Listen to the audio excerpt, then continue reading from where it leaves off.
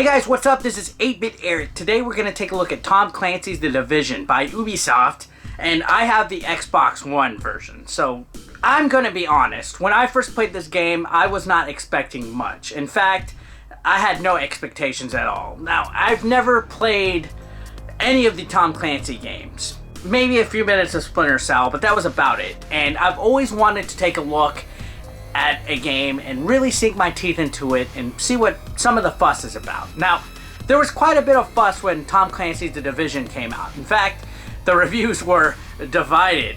A lot of people had a lot of mixed reviews about this. Some people, mostly negative reviews. So I decided, I'm not going to let that sway my own opinion of it. I need to find out for myself. Now, thanks to my friend Jason HOOFT from JKB and Ubisoft up there in Toronto, I obtained a review code for the Xbox One.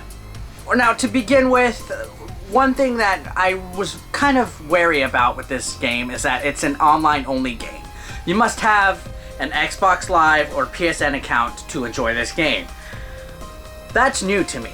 I don't really have experience playing these online-only games, and I've always been hesitant about it because in a few years, essentially, this game will no longer be supported by the servers. I do not want a game that is essentially unplayable in a few years. I want to go back and be able to play this game. And sadly, I had to get over that because that's how this game is built. Now, it's an open world game with lots of RPG elements, and it's one of my first experiences with one of these types of games, and I gotta say, I was impressed. In Tom Clancy's The Division, you control a character in Manhattan after a flu virus outbreak, and basically you're part of a team called The Division, and your goal is to clean up the city, eliminate rioters, rescue civilians, and just overall, I guess, control a character in what reminds me of Bane's Gotham from The Dark Knight Rises. There is all sorts of stuff in this game. If you played an open world environment game, then The Division basically has everything that you've played before. There's safe houses that allow you to get equipment, to restock, to upgrade your stuff, to craft stuff, to matchmaking with other players.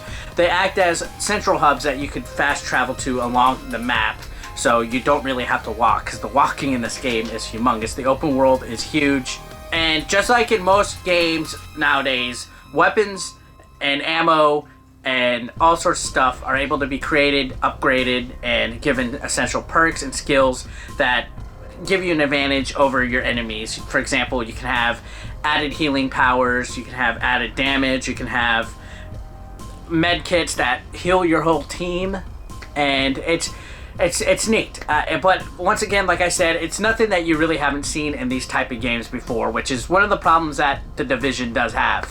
There's really nothing added to this game that makes it any different than anything else, if that's kind of hard to explain.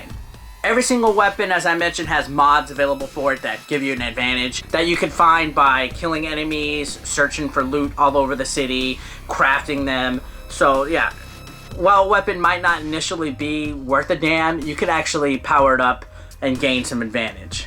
You also have a base of operations that is completely upgradable, has a security wing, a tech wing, and a medical wing, and those add additional perks. There's also reward claims if you use Ubisoft Club. So lots of stuff that you could use to upgrade your character that, solid RPG elements that are present in this game, of course. Now, you earn experience through a variety of open world missions, as I mentioned. Of course, there's side missions that have you doing everything from turning on a water supply, to rescuing a hostage, to stopping an arms deal, even infiltrating enemy strongholds. And this is very cool. It's a lot like games like Fallout and Dying Light and other games like that, where the side missions provide you an added amount of replayability. However, I'm going to be honest, after a few hours into the game, they just repeat. Everything about this game just becomes a little too similar. There wasn't enough variety, which leads me to my problem. For this being a always online game, I really don't see the point of it having to be connected. It could have been just a separate entity that you could log on. Like, it could have had a multiplayer option that you log on to the server separately, like Black Ops does, and you could do the missions there, because in reality, even though you're logged on, if you're playing by yourself, you cannot see any of the other players except when you're in the safe house or the dark zone. Now, the dark zone, to touch on that real quickly, it's the player versus enemy / player versus player area of the map that is designated and walled off where anything goes, basically. And to me, that is what the online mode should have been. It should have just been the dark zone, where you're able to loot for really rare, items. You're able to turn against your partners. You're able to team up. You earn certain ranks that allow you to get certain purchases and certain perks in the dark zone. And in my opinion, the dark zone is actually the best part of the game.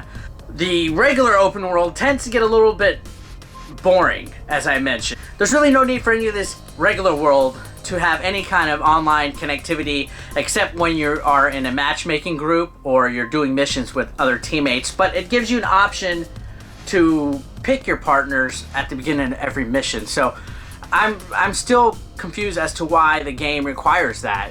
The world is just, even though it's open, it's not open enough, if that explains anything. Now, as I mentioned, you explore the map, you find new locations, the side missions.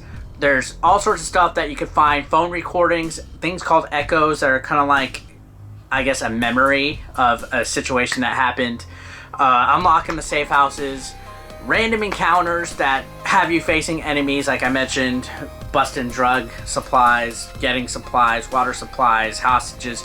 And while it does say random encounters, they're not exactly random, they're kind of preset. This world is actually kind of handed to you.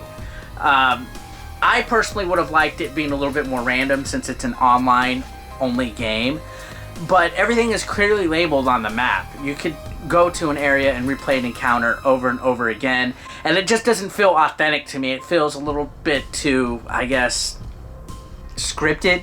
It seems like it's a missed opportunity. To me, the Division seems like a game that should have had a little bit more dynamics behind it. And the only area of the game that has those wild card dynamics where you don't know what the hell's going to happen is the Dark Zone, like I mentioned. You could literally go rogue and turn against every single player on your team. Or you can go to an extraction point and kill everybody there while they're trying to extract their loot and take everything. And I feel that if that was integrated a little bit more into the main game, this game would have been twice as better. There is a downside to killing people in the Dark Zone. If you kill anybody, you get labeled as a rogue and it puts a bounty on you. And if you get killed as rogue, you lose a lot of your items that are Dark Zone only. But eventually there's, certain perks to going rogue and just going apeshit in the Dark Zone, because you could gain loot easily without having to search for it. Pros and cons to that. Now, one major downside to the Dark Zone is that you only earn Dark Zone points there. You don't earn any experience points towards the main campaign of the game. But in all honesty, that really doesn't matter, because once you go into the Dark Zone, you really don't have a desire to play the regular game outside of the missions. I mean, the level cap of this game is only 30. So once you reach 30, the main single player campaigns, the missions, really don't offer much for you to do. Yeah, so unless they release a later patch that allows the level cap to go a little bit higher, and I heard, there is some upcoming DLC, maybe that would extend the, I guess, replayability that I have for the missions in the main campaign outside of the Dark Zone. Let me go ahead and talk about the overworld. The detail and size of Manhattan is rather nice. It's a very good open world. It's fucking humongous. It takes forever to walk everywhere in this game. But the one downside that I think about it is everything just feels a little too boxy. You run into like the same types of vehicles, same types of enemies, same types of cover.